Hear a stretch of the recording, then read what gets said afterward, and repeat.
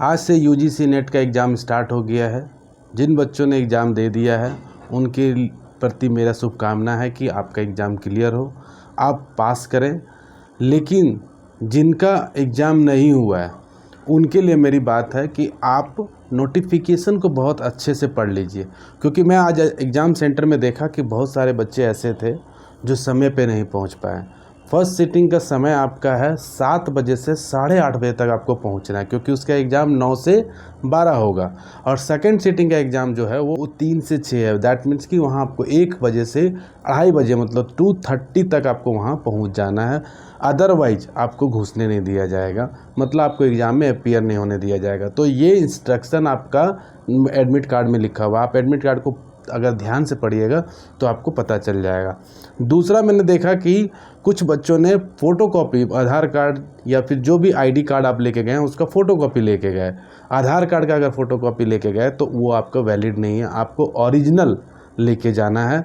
इसलिए आप original certificate ले कैरी करें ताकि आपका एग्ज़ाम में किसी तरह का प्रॉब्लम ना हो। और लास्ट में आपसे रिक्वेस्ट है कि एग्ज़ाम में हॉल में जाएं तो मतलब किसी से ज़्यादा बात करने की आवश्यकता नहीं है।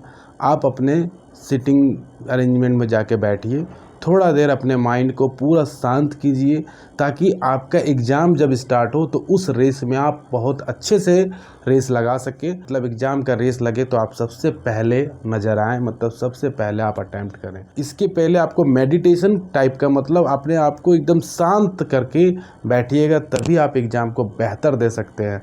आपको किधर ताक झाक लन फन कुछ नहीं करना है, बस अपने आप कंसंट्रेट करना है, अपने कॉन्फिडेंस को बिल्ड करना है, अपने कॉन्फिडेंस को और हाई करना है।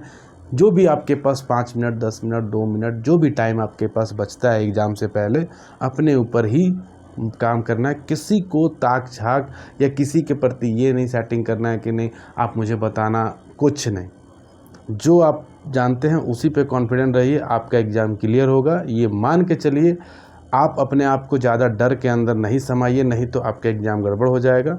आप वहाँ अपने आप को कॉन्फिडेंट महसूस कीजिए। जो भी पढ़े आपने पूरा किया सिलेबस या नहीं किया, पूरा पढ़ा या नहीं पढ़ा, आपको उससे कोई मतलब नहीं है। आप ये समझ लीजिए कि मुझे सब आता है, मैं एग्ज़ाम क्लियर करके ही जाऊँगा बस।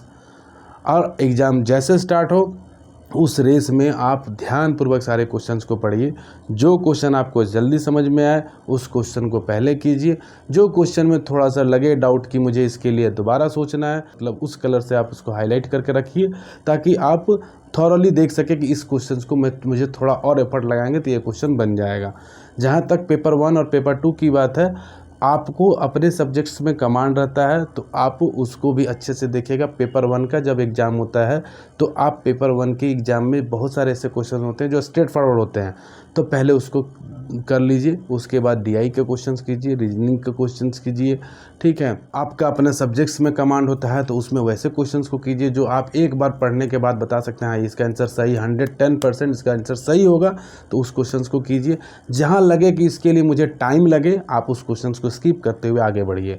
इसमें नेगेटिव मार्किंग होता नहीं है, इसलिए आपको ऐसा नहीं कि सारे क्वेश्चंस को मारते जाना है, मतलब 100 शुरू से ही स्टार्ट करना है, पूरा सेंचुरी लगा देना है, ऐसा नहीं करना है। आपको आराम आराम से करना है और कोशिश कीजिए कि सबसे पहले अपने स्कोर को सिक्योर कीजिए। उसके बाद फिर आपको जो लगे कि ये भी मार देना है, ये भी मार देना है, वो भी मार देना है, उसके बाद कीजिए। लेकिन जो स्कोर करना है उसको पहले अपने आप पर ध्यान रखिए ताकि आपका एग्ज़ाम बेहतर जाए, किसी तरह का कोई दिक्कत नहीं हो और आप एग्ज़ाम हॉल से निकले तो अपने आप को कॉन्फिडेंट महसूस करें कि मेरा एग्ज़ाम बेहतर गया है। जब आपका रिजल्ट आए तो आप पास हो जाएं, ये मेरी कामना है। तब तक आप पढ़ते रहिए, बढ़ते रहिए और अपने सपनों को पाने की दिशा में आगे बढ़ते रहिए। बहुत बहुत धन्यवाद।